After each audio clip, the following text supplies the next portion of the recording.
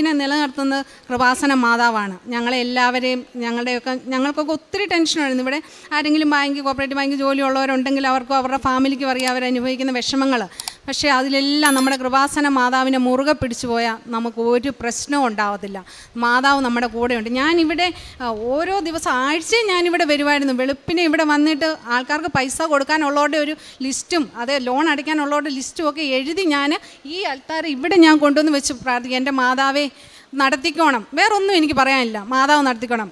അത് എല്ലാവർക്കും പൈസ കൊടുത്തൊന്നുമല്ല കാര്യങ്ങൾ ചെയ്യുന്നത്. പക്ഷേ ആൾക്കാരുടെ മനസ്സിനെ ക്രമീകരിച്ച് ആൾക്കാർക്ക് വേറെ വഴികളിൽ കൂടെ പൈസ കിട്ടിയും നമ്മൾ കുറച്ച് കൊടുത്തൊക്കെ ബാങ്കിന് വളരെ ഭംഗിയായിട്ട് ഇപ്പോൾ മാതാവ് കൊണ്ടുപോകുന്നു.